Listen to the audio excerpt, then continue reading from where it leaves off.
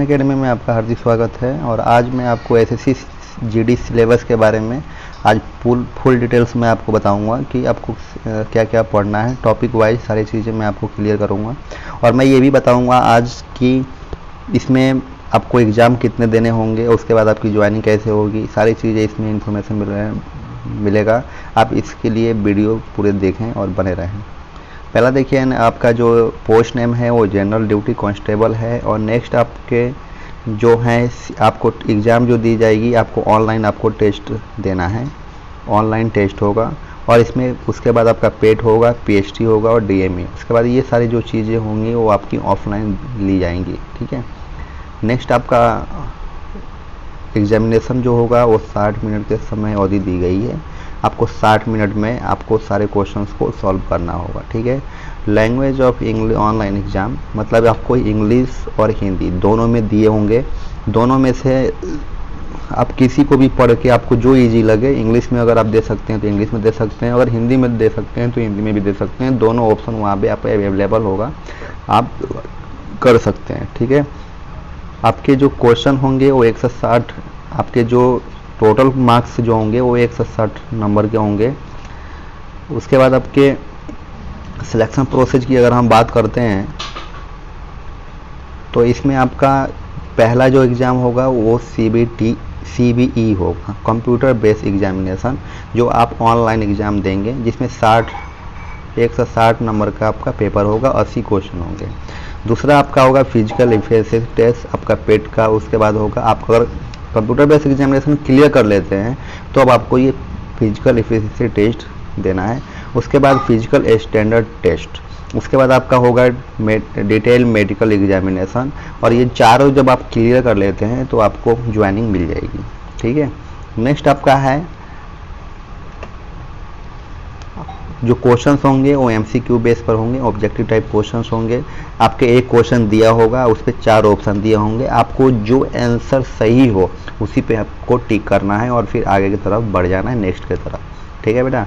Next उसके बाद आपका एक क्वेश्चन जो होगा वो 2 नंबर के होंगे, एक क्वेश्चन जो होगा वो 2 नंबर के होंगे। और दूसरा चीज़ आपका नेगेटिव मार्किंग इसमें दी गई है, जिसमें 0.50 negative marking for wrong answer. मतलब अगर एक क्वेश्चन आप गलत करते हैं तो आपको 0.50 को कट कर लिया जाएगा, जो आपके सही आंसर होंगे, ठीक है। आगे हम बढ़ते हैं। देखिए आपको जो ये सिलेबस है वो 4 भागों में डिवाइड किया गया है, जिसमें पहला जो भाग में है वो जनरल इंटेलिजेंस एंड रीजनिंग है, जिसको 20 क्वेश्चन आपको दिए जाएंगे, जिसमें आपका 40 नंबर का होगा। जनरल इंटेलिजेंस एंड रीजनिंग में 20 क्वेश्चन हैं और 40 नंबर का है। General knowledge and general awareness 20 questions हैं, 40 नंबर का है। एलिमेंट्री मैथमेटिक्स 20 क्वेश्चंस आएंगे यहाँ से और 40 नंबर के ये भी है। इंग्लिश और हिंदी 20 क्वेश्चंस आएंगे, 40 नंबर के हैं।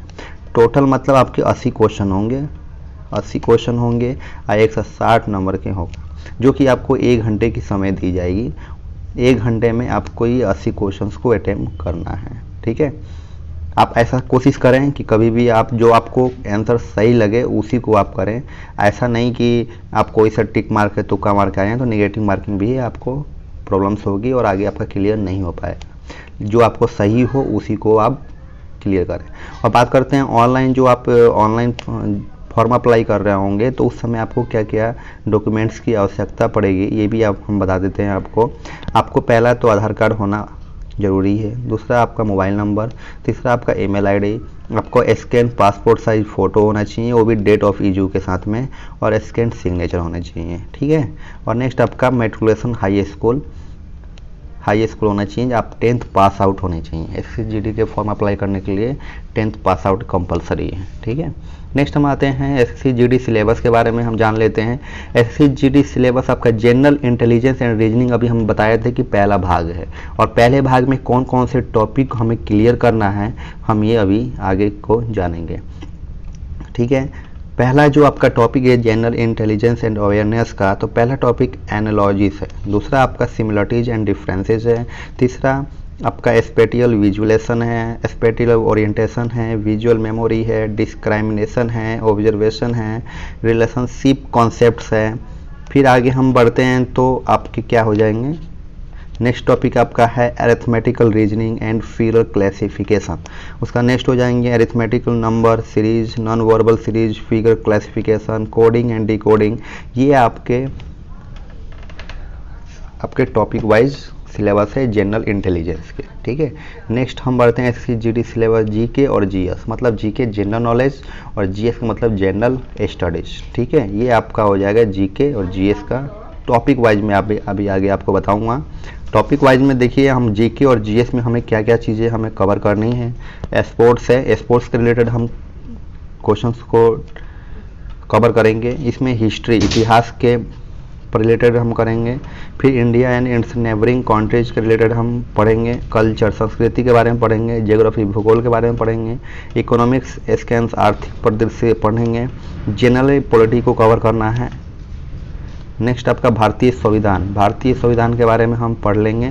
इंडियन कॉन्स्टिट्यूशन और साइंटिफिक रिसर्च मतलब वैज्ञानिक अनुसंधान के बारे में हम पढ़ेंगे जीके और जीएस में। मतलब जीके और जीएस में इतने टॉपिक को हमें क्लियर करना है, ठीक है।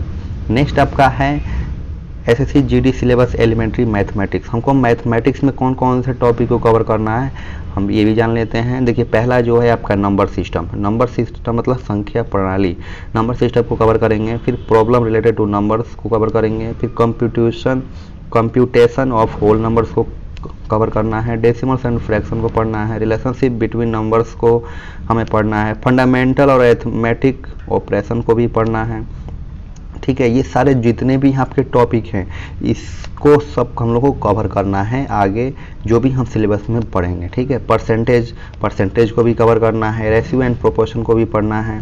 Average, interest, profit and loss, discount, mensuration, ये आपके मैथमेटिक्स के टॉपिक है ये जो कि इसमें आपको कवर करना है।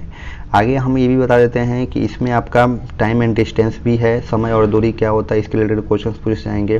रेशियो एंड टाइम मतलब अनुपात और समय के बेस पे भी क्वेश्चंस पूछे जाएंगे। टाइम एंड वर्क मतलब समय और कार्य क्या होता है इसके रिलेटेड भी आपके क्वेश्चंस एक आध जरूर मिलेंगे। इसलिए सारे टॉपिक को आप मैथ में क्लियर कर लें जो कि आप पेपर देने जाएँ तो आपको कॉन्फिडेंस हो कि हम अच्छे से पेपर दे सकते हैं क्योंकि हमने पढ़ा है, ठीक है। इसीलिए आपको टॉपिक में बता रहा हूँ। टॉपिक वाइज आप जब पढ़ेंगे तो आपको भी समझ में आएगा कि हमको कैसे इस तरीके से पढ़ना है और कवर करना है, ठीक है। और आपका एसएससी जीडी सिलेबस इंग्लिश का है। इंग्लिश में आपको ये टॉपिक कवर करना है, मैं अभी बता देता हूँ।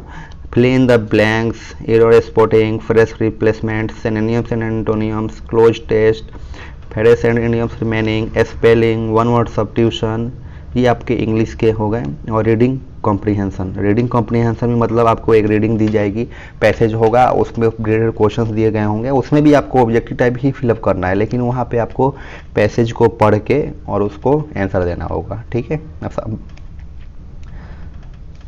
नेक्स्ट आपका एसएससी जीडी सिलेबस हिंदी का आपका सिलेबस में क्या क्या टॉपिक को कवर करना है ये भी अभी जानते हैं। देखिए बच्चों, संधि और संधि विच्छेद हम पढ़ेंगे, उपसर्ग पढ़ लेंगे, प्रत्यय, पर्ययवाची शब्द, मुहावरे और लोकोक्तियाँ, समासिक पदों की रचना और समास विग्रह, विपरीतार्थक विलोम शब्द युग्म, वाक्यांश के लिए एक शब्द, समासार्थक शब्द, ये हमारा हिंदी का सिलेबस है। और भी इसमें है जो मैं अभी बताता हूँ आपको। देखिए आगे ये है वाक्यांशों के लिए एक सार्थक शब्द, संज्ञा शब्दों से विशेषण बनाना, अनेकार्थक शब्द, वाक्य शुद्धि, अशुद्ध वाक्यों को शुद्धिकरण और वाक्यगत अशुद्धिकरण, ये आपका है वाच्य है।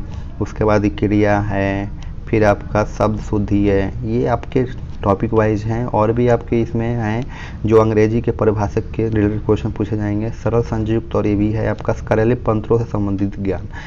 मुझे आशा है कि आप हिंदी, इंग्लिश, मैथ, आपके जनरल नॉलेज, जनरल स्टडीज, ये सारा सिलेबस मैं आपको टॉपिक वाइज बता चुका हूँ और आप में आशा है कि आपको समझ में आ गया होगा कि आपको अब क्या पढ़ना है, कैसे पढ़ना है।